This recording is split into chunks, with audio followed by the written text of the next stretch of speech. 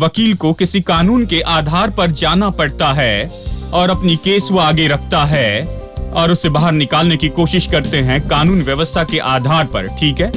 हमारा वकील यीशु बिल्कुल ऐसा ही कर रहा है। जानते वो क्या कर रहा है? वो वहाँ पर परमेश्वर की उपस्थिति में है, हमारे पापों के लिए बहाने नहीं बना रहा है और पिता से दया के लिए विनती नहीं कर रहा है, लेकिन वो परमेश्वर के सामने जाता है, यीशु के लहू को लेकर जाता है और इसे वहाँ पर रखता है सबूत के रूप में। पिता के सामने ये कहता है कि इसके पापों के लिए दाम चुकाया गया है, अनंत काल के लिए, इसके भूतकाल, वर्तमान और भविष्य के पाप के लिए दाम चुकाया गया उस लहू के द्वारा जो क्रूस पर बहा है, और इसने उस पर विश्वास किया है और इसीलिए इसे क्षमा करना ही होगा।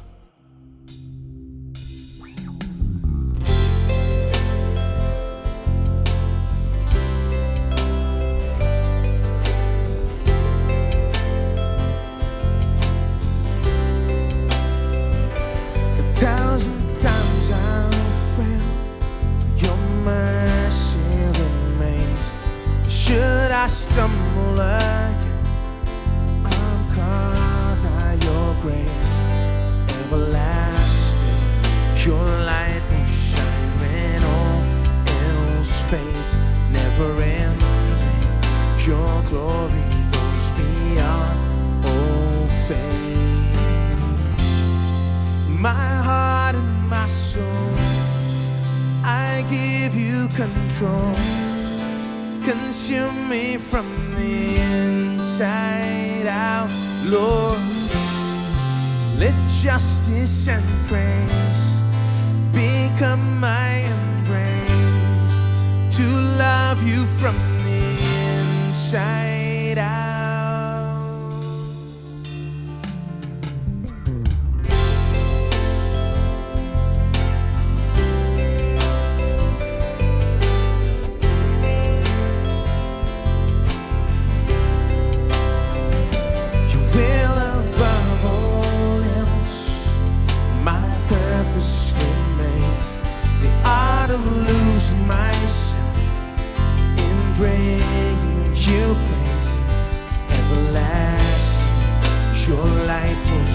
When all else fades, never ends, your glory goes beyond all fame.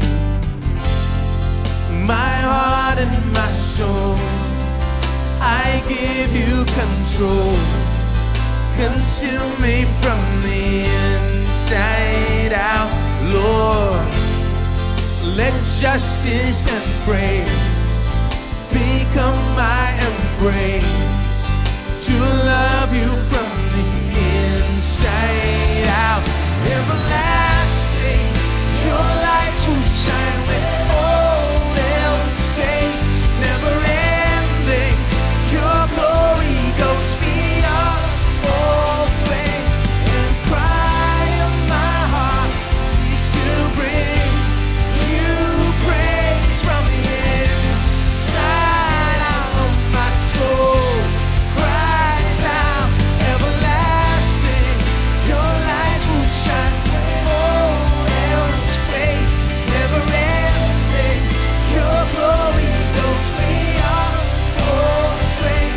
And the cry of my heart is to bring you praise from the inside out of my soul. Cries out.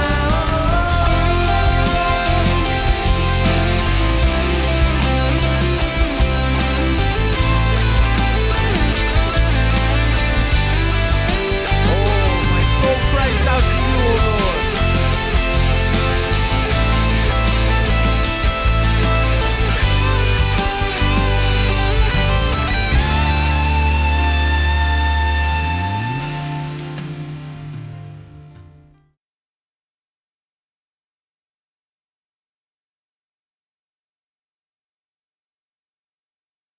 वो अद्भुत guarantee देता है, कहता है कोई उन्हें मेरे हाथ से छीन नहीं सकता है, और कहता है कोई भी नाश नहीं होगा। कितनी बड़ी गारंटी! आपको लगता है परमेश्वर नहीं जानता? उसे पता नहीं कि हम पाप करेंगे और हम कमजोर हैं, और जानते हैं जैसे हम तो केवल मनुष्य हैं, जैसे बहुत से लोग कहते हैं। आपको लगता है गारंटी देते समय उसे पता नहीं था? कुछ लोग कहते हैं परमेश्वर को यह नहीं कहना चाहिए था क्योंकि वो मुझे नहीं जानता। भाई, मैं तो पहले गिर जाऊंगा। परमेश्वर जानता है कि आप पहले ही गिर जाएंगे। परमेश्वर जानता है कि आप पाप करेंगे। परमेश्वर आपकी कमजोरियों को जानता है, लेकिन फिर भी गारंटी देता है क्योंकि वो आप में विश्वास नहीं रखता, लेकिन अपनी सामर्थ में विश्वास रखता है कि आपकी रक्षा करे। उसका विश्वास उसकी योग्यता में है कि इसे करेगा। वो जानता है वो इसे कर सकता है, इसलिए वो कहता है इनमें से कोई भी नाश नहीं होगा, न उन्हें मेरे हाथों से कोई छीन सकता है। मैं गारंटी देता हूं इसलिए नहीं कि वो बहुत ही अच्छे हैं, लेकिन मैं उनकी रक्षा करने में बहुत अच्छा हूं। और वो कहता है कि मैं एक अच्छा चरवाहा हूं। हेलो, क्या आप यहां पर हैं? कुछ लोग कहते हैं मैं कसकर प्रभु को पकड़े हुए हूं। खैर, आपसे भी ज्यादा मजबूती से वो आपको थामे हैं। ये इस बात पर नहीं कि आप कैसे थामे हैं, वो आपको संभाल कर रखेगा।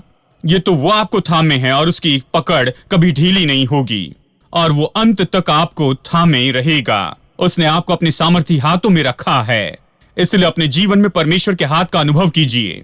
महसूस करें परमेश्वर आपके साथ है, आपके जीवन में है, कि आपका हाथ उसके हाथों में है और आपका जीवन उसके हाथों में है। और जान ले कि उसकी सामर्थ आपको थामे हुए है। वो सामर्थ जो सूरज, चांद और तारे को थामे हुए हैं, आज वो सामर्थ आपको थामे हुए है और इसके कारण आप फलवंत होंगे और विजयी होते जाएंगे। आज आप जिन परेशानियों का सामना कर रहे हैं उन सभी के ऊपर में आप कर दिखाएंगे। आमीन। ठीक है, प्रभु जानता था, वो हर एक असफलता और पाप के बारे में जानता है। वो परमेश्वर है, वो जानता है, हमारी कमजोरियों को जानता है। वो इसे अच्छे से समझ सकता है कि हम कैसे पाप करेंगे, गलतियां करेंगे, फिर भी गारंटी देता है और कोई उन्हें मेरे हाथ से छीन नहीं सकता और कोई भी नाश नहीं होगा। वो कहता है जानते हुए कि क्या होगा, वो फिर भी इसे कहता है। वो जानता है चाहे कितने भी लोग हमें उसके हाथों से छीनना चाहे और चाहे हमें नाश करने के लिए कुछ भी क्यों ना आ जाए, वो अच्छा चरवाहा है। वो अपनी भेड़ों को थामे रह सकता है और अंत तक उनकी रक्षा करता है। आमीन। ठीक है, दूसरी बात। अब अगली बात, छठी बात। मैंने पहले आपको 4 बताई, अभी 5वां बता रहा था। अब छठी बात, छठा प्रयोजन जो परमेश्वर ने किया है कि हमें अंत तक संभाले। पहला है परमेश्वर की सामर्थ, दूसरा है परमेश्वर का प्रेम, तीसरा है प्रभु यीशु मसीह की प्रार्थना, चौथा कलवरी के क्रूस के ऊपर प्रभु यीशु की हमारे बदले में मृत्यु, और 5वीं बात अनंत जीवन जो उद्धार के द्वारा हमें रखा गया है। और छठी बात परमेश्वर के पुत्र का वर्तमान में हमारा वकील होना, कि यीशु हमारा वकील है। बाइबल कहती, मेरे साथ देखिए, पहला यूहन्ना की पहली पत्री अध्याय 2 वचन 1। हे मेरे बालकों, मैं ये बातें तुम्हें इसलिए लिखता हूं कि तुम पाप न करो। देखिए, वो अपने घर के छोटे बच्चों को नहीं लिख रहा है। वो बुजुर्ग पास्टर है, यीशु के साथ में रहा, अब बहुत बूढ़ा हो गया था। बहुत से लोगों को यीशु के पास में लाया, उसने चर्च की परवरिश की, वो अच्छा पास्टर था। वो उन्हें पत्र लिखता है, बालकों कहता है क्योंकि वो पिता जैसे है उनके लिए आत्मिक रूप में। कहता है, बालकों, मैं तुम्हें इसलिए लिखता हूं कि तुम पाप न करो। अब वो क्या कहता है? वो कहता है मैं तुम्हें इसलिए लिख रहा हूं कि तुम पाप न करो। मतलब ये संभावना है यहां नए नियम के विश्वासी के लिए कि वो पाप करे। क्या ये सही है? अपने सिर न हिलाए। आपको आमीन कहने की जरूरत नहीं, मैं जानता हूं आपको पता है। क्योंकि आप में से कुछ लोग मुझ में हैं। मैं भी मनुष्य हूं, यानी इसका मतलब है कि यह संभव है विश्वासियों के लिए, नए नियम के विश्वासियों के लिए, कि वो पाप करे। इसलिए वो लिखता है कि तुम पाप न करो। क्योंकि देखिए, यूहन्ना इस तरह से नहीं सोच रहा है कि वो विश्वासी है इसलिए वो पाप नहीं करेंगे। नहीं, वो कहता है मैं तुम्हें इसलिए लिख रहा हूं कि तुम पाप न करो। फिर आगे कहता है, और यदि कोई पाप करे यानी मैं तुम्हें लिख रहा हूं कि मदद करूं कि तुम पाप न करो, लेकिन यदि कोई इससे परे जाकर पाप कर बैठता है तो वो कहता है, तो पिता के पास हमारा एक सहायक है, अर्थात धर्मी यीशु मसीह। इंग्लिश बाइबल में वकील शब्द आया है, हिंदी बाइबल में सहायक शब्द आया है। यानी यहां पर इंग्लिश में वकील ये शब्द आया है, जो कि बहुत ही अच्छा है। वकील, मैं जानता हूं यहां पर बहुत से वकील हैं, यह आपके लिए अच्छा वचन है और आप समझते हैं कि इसका मतलब क्या है, और बाकी लोगों को मैं अभी समझाता हूं। वकील क्या करता है, देखिए, यीशु पिछले 2000 साल से हमारा वकील है। और ये अजीब है कि जब भी यीशु के बारे में लोग बात करते हैं तो उसके पृथ्वी के 3.5 साल के जीवन के बारे में कहते और उसकी सेवकाई पर, वो उसकी शिक्षा पर ज्यादा गौर करती हैं, उसके चमत्कार, उसके बाद में क्रूस और ये सब। ये तो अच्छा है, यानी 4 सुसमाचार, मत्ती, मरकुस, लूका, यूहन्ना, लेकिन वो कभी ये नहीं बताते हैं कि पिछले 2000 साल से वो क्या कर रहा है। वो तो उसने केवल 3.5 साल में किया, लेकिन पिछले 2000 साल से काम कर रहा है। शुरू में मैं सोचता था कि वो रिटायर हो गया है, जानते हैं, क्योंकि उन्होंने मुझे बताया वो आया, उसने काम पूरा किया, क्रूस पर कहां पूरा हुआ और स्वर्ग में जाकर पिता परमेश्वर के दाहिने जा बैठा। मैंने कहा वो रिटायर हो गया, उसे पेंशन मिल रही है। अच्छा व्यक्ति, उसने बड़ी मेहनत की, विश्राम के काबिल है, अभी कुछ नहीं कर रहा। मैंने सोचा वहां बैठा है, कुछ नहीं करता है, पिता के दाहिनी ओर। लेकिन बाद में मैंने सीखा कि मसीह शिक्षा में शिक्षा का एक ऐसा भाग है, मसीह थियोलॉजी में, जिसे कहते हैं वर्तमान में प्रभु यीशु मसीह की सेवकाई। ये बताता है कि पिछले 2000 साल से प्रभु यीशु मसीह क्या कर रहा है। ये तो अपने आप में बड़ा अध्ययन है। आप इब्रानियों की पत्री और पौलुस की पत्रियों को देख सकते हैं कि ये देखे कि पिछले 2000 साल से वो क्या कर रहा है। जब से वो उठाया गया और वो पिता के दाहिनी ओर जाकर बैठा है, वो क्या कर रहा है। बाइबल कहती है वो तो पूरे समय का वकील रहा है, 24 घंटे 7 दिन, पूरे 2000 साल से वो तो हमारा वकील है, पिता परमेश्वर की दाहिनी ओर में। हमें वकील क्यों चाहिए? देखिए प्रकाशित वाक्य 12। हमें वकील क्यों चाहिए? क्या समस्या है? हम जानते हैं, यूहन्ना ने यहां पर कहा है कि अगर तुम पाप करो तो हमारे पास वकील है। एक तो पाप के कारण, क्योंकि विश्वासी पाप कर सकते हैं, चाहे अनजाने में या जानबूझकर पाप करते हैं, इसलिए हमें वकील चाहिए। लेकिन एक और कारण है कि हमें वकील क्यों चाहिए। देखिए अध्याय 12 वचन 10। फिर मैंने स्वर्ग से ये बड़ा शब्द आते हुए सुना, अब हमारे परमेश्वर का उद्धार और सामर्थ और राज्य, उसके मसीह का अधिकार प्रकट हुआ है, क्योंकि हमारे भाइयों पर दोष लगाने वाला, जो रात दिन हमारे परमेश्वर के सामने उन पर दोष लगाया करता था, गिरा दिया गया है। ये बताता है कि कैसे ये वहां पर था, इतने समय से वहां पर था और भाइयों पर दोष लगाता था, उसे गिरा दिया गया है। अंत में, यानी पिछले 2000 साल से परमेश्वर की उपस्थिति में दोष लगाने वाला है। यह उसका पूरे समय का काम है। क्या विश्वास करेंगे? कुछ लोगों के पास पूरे समय का काम है कि दूसरों पर दोष लगाएं, तो मैं विश्वास करता हूं कि यह संभव है कि इस तरह का पूरे समय का काम हो। इसके पास ये पूरे समय का काम है और वो परमेश्वर की उपस्थिति में है। उसका काम क्या है? वो तो भाइयों पर दोष लगाने वाला है।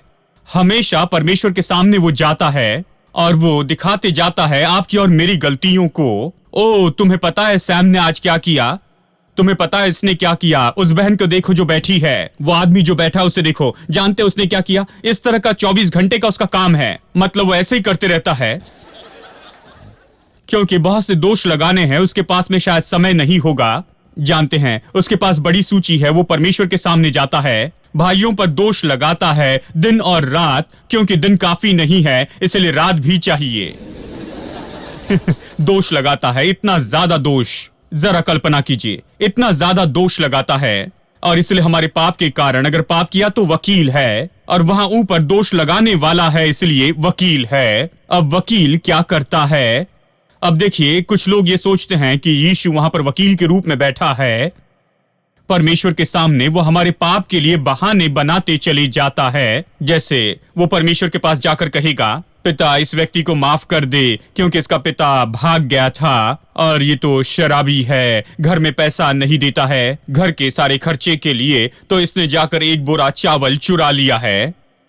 इसलिए परमेश्वर ये परिस्थिति समझ ले, ये परिस्थिति बहुत बुरी थी और इसलिए इसने चोरी की, नहीं तो ये ऐसा कभी नहीं करता, ये बहुत अच्छा है, इसे ऐसे ही जाने दे।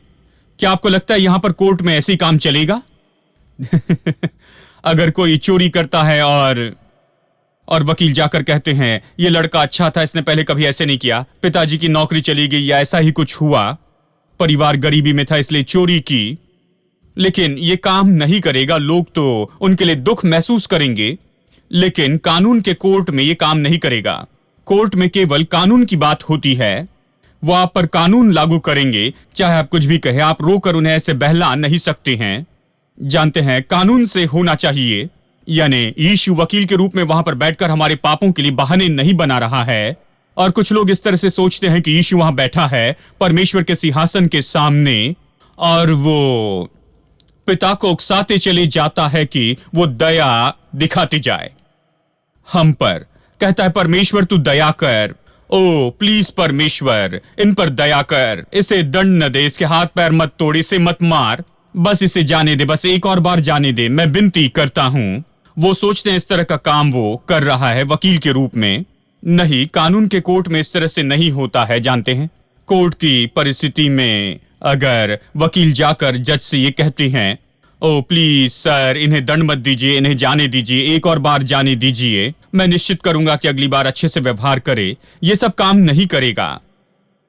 वकील को किसी कानून के आधार पर जाना पड़ता है और अपनी केस वो आगे रखता है और उसे बाहर निकालने की कोशिश करते हैं कानून व्यवस्था के आधार पर। ठीक है, हमारा वकील यीशु बिल्कुल ऐसा ही कर रहा है। जानते वो क्या कर रहा है? वो वहां पर परमेश्वर की उपस्थिति में है, हमारे पापों के लिए बहाने नहीं बना रहा है और पिता से दया के लिए विनती नहीं कर रहा है, लेकिन वो परमेश्वर के सामने जाता है, यीशु के लहू को लेकर जाता है और इसे वहां पर रखता है सबूत के रूप में। पिता के सामने ये कहता है कि इसके पापों के लिए दाम चुकाया गया है, अनंत काल के लिए, इसके भूतकाल वर्तमान और भविष्य के पाप के लिए दाम चुकाया गया उस लहू के द्वारा जो क्रूस पर बहा है, और इसने उस पर विश्वास किया है और इसीलिए इसे क्षमा करना ही होगा।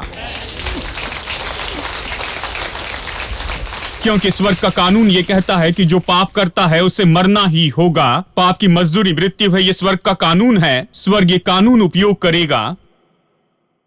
लेकिन स्वर्ग ये भी कहता है कि लहू के बिना पापों की क्षमा नहीं हो सकती और यीशु के लहू के बिना पापों की कोई क्षमा नहीं है। ये लहू जो कि निर्दोष निष्कलंक है, परमेश्वर के पुत्र का लहू है, केवल यही है जो हमारे पापों से छुटकारे के लिए स्वीकार किया जाता है स्वर्ग के कानून के अनुसार। यानी यीशु यहाँ पर इस काम में है, वो प्रस्तुत करता है, मतलब अपने ही लहू को लाता है सबूत के रूप में कि दाम चुकाया गया है, दंड दिया गया है और इसके बदले में किसी ने उसे उठा लिया है और इसलिए ये मनुष्य आजाद हो सकता है। परमेश्वर की उपस्थिति में वो यही करता है। आमेन। आप इस वकील पर आधारित रह सकते हैं। वकीलों के बारे में कहा जाता है मैं जानता हूं, लेकिन ये वकील अलग है, वो दोष लगाने वाले की ओर से नहीं है। और कुछ ऐसे वकील हैं, शायद वो आपके वकील हो, लेकिन वो कई बार जाकर विपक्ष की बाजू लेती हैं।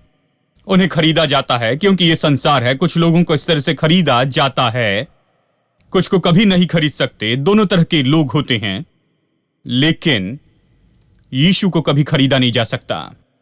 वो अनंत काल का वकील है, हमारा एडवोकेट है, अनंत काल के लिए विश्वास योग्य है, वो बहुत ही प्रभावी है, वो जो कुछ भी करता है उसमें बहुत ही सफल होता है और इसलिए कोई भी मौका नहीं है कि मुझ पर कभी दोष लगाया जा सके, कभी मौका नहीं है कि मुझ पर दंड आज्ञा दी जाए। और इसलिए रोमियो अध्याय 8 में आइए से निकालते हैं। पौलुस ये कहता है, वो 4 कारण देता है कि क्यों विश्वासियों पर दंड आज्ञा नहीं है। वचन 34, फिर कौन है जो दंड की आज्ञा देगा? पौलुस कहता है, और 4 कारण देता है कि क्यों उस पर दोष नहीं लगा सकते, कोई भी विश्वासी पर दंड आज्ञा नहीं। कौन है जो दंड की आज्ञा देगा? मसीही है जो मर गया, वरन मुर्दों में से जी भी उठा।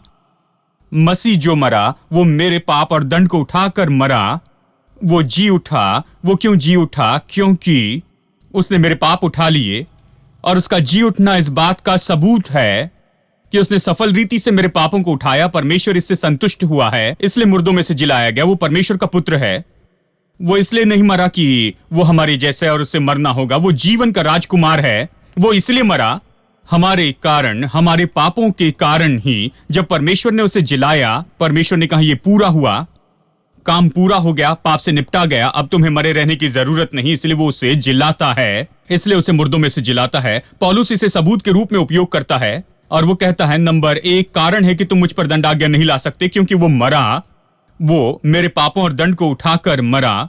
दूसरा कारण है कि वो फिर से जी उठा, यानी परमेश्वर ने उसकी मृत्यु को सहमति दी है और इसे पूरा मान लिया, इसलिए उसे जिलाया। तीसरी बात वो कहता है कि ये वही है जो कि परमेश्वर पिता के दाहिनी ओर है। वो अभी वहां पिता के दाहिनी ओर है। परमेश्वर के दाहिनी ओर क्या कर रहा है? चौथी बात वो कहता है, और हमारे लिए वो निवेदन करता है, यानी वो हमारा वकील है। 4 कारण हैं कि क्यों हम पर कोई दोष नहीं लगा सकता। खुद पर दोष न लगाए। आपके पास हर कारण है कि दंड आज्ञा से आप आजाद हो जाएं। खुद पर दोष न लगाए, क्योंकि यीशु मरा, यीशु जी उठा। वो पिता परमेश्वर के दाहिनी ओर है हमारे लिए, हमारे वकील के रूप में, और वो हमारे लिए मध्यस्थी करता है। एक अंतिम वचन इब्रानियों से देखते हैं। इब्रानियों अध्याय 9 वचन 24। क्योंकि मसीह ने उस हाथ के बनाए हुए पवित्र स्थान में, जो सच्चे पवित्र स्थान का नमूना है, प्रवेश नहीं किया। मसीह ने उस भवन में प्रवेश नहीं किया। वो कहता है जो सच्चे का नमूना है, यह असली नहीं है लेकिन उस सच्चे का नमूना है। सच्चा तो स्वर्ग में है, तो ये कहता है नमूने में प्रवेश नहीं किया पर स्वर्ग ही में प्रवेश किया, यानी मसीह ने स्वर्ग में ही प्रवेश किया ताकि हमारे लिए अब परमेश्वर के सामने दिखाई दे। अब ये दिखाई दे, ये शब्द भी कोर्ट की भाषा है। कायदे कानून के कोर्ट में वकील हमारे लिए वहां पर दिखाई देता है। हमें वकील को पैसे देने पड़ते हैं कि हमारे लिए दिखाई दे। यानी जब वकील जज के सामने आता है तो वो दिखाई देता है अपने क्लाइंट के लिए। अब बाइबल कहती है मसीह हाथों के बनाए हुए भवन में प्रवेश नहीं किया। दर्शाने वाले भवन में, जो परमेश्वर की उपस्थिति को दर्शाता था, वो तो स्वयं परमेश्वर की उपस्थिति में स्वर्ग में प्रवेश करता है कि हमारे लिए दिखाई दे। हमारा वकील है। उसने खुद को प्रस्तुत किया 2000 साल पहले स्वर्ग के सबसे बड़े न्यायाधीश के सामने, और वो वहां पर 24 घंटे 7 दिन है पिछले 2000 साल से। वो हमारे लिए निरंतर वहां पर होता है, और जो भी पाप जो हमने किए हैं उन सारे पापों को वो इस तरह से लेता है, और शैतान के हर एक दोष के साथ में वो स्वर्ग में उसके साथ में निपटता है सफलता के साथ। और इसलिए पौलुस कहता है कि अब दंड आज्ञा देने वाला कौन है? अब कोई भी दंड आज्ञा नहीं है। जिस परमेश्वर के अनुग्रह ने मुझे उद्धार दिया है वो योग्य है कि अंत तक मेरी रखवाली करे।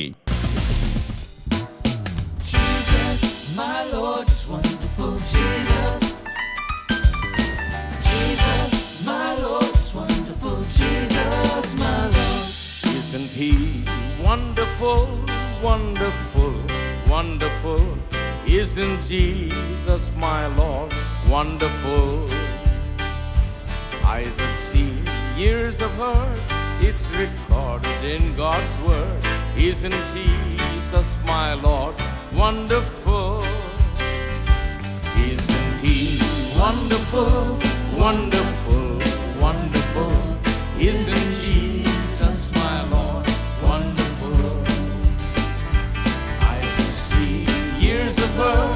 It's recorded in God's word. Isn't Jesus my Lord? Wonderful.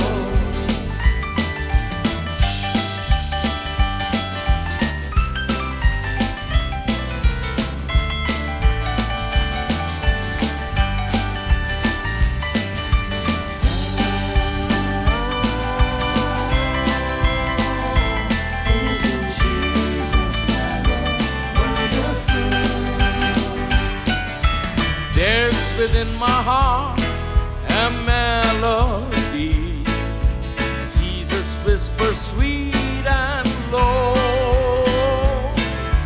fear not, I am with thee, peace be still, in all of life's ebb and flow.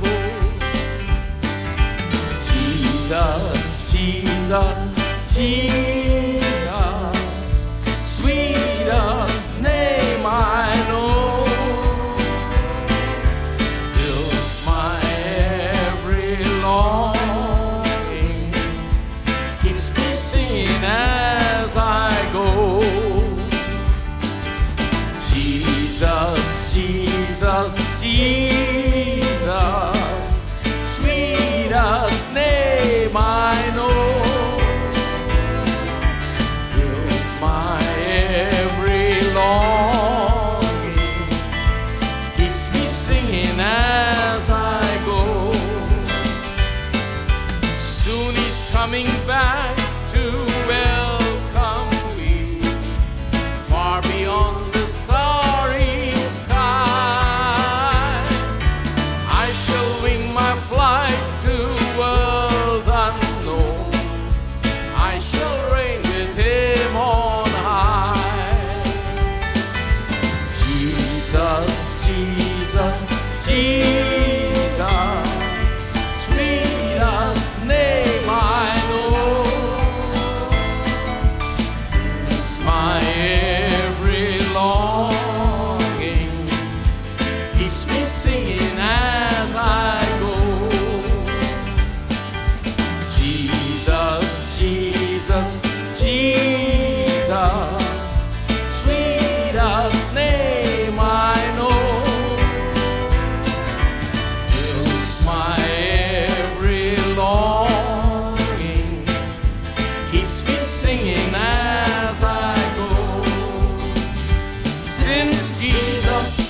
came into my heart. Since Jesus came into my heart, but the joy o'er my soul, like the sea billows roll. Since Jesus came into my heart, since Jesus came into my heart, since Jesus came into my heart, love's the joy of my soul, like the sea billows roll. Since Jesus came into my heart, everybody. Since Jesus came into my heart, since Jesus came into my heart, floods of joy o'er my soul, like the sea billows roll. Since Jesus came into my heart, isn't He wonderful, wonderful, wonderful? Isn't Jesus my Lord wonderful? Eyes have seen, ears have heard, it's recorded in God's word. Isn't Jesus my Lord wonderful? Isn't He wonderful, wonderful, wonderful? Isn't Jesus my Lord wonderful? Eyes have seen, ears have heard, it's recorded in God's word. Isn't Jesus my Lord wonderful? Isn't Jesus my Lord wonderful? Isn't Jesus my Lord wonderful?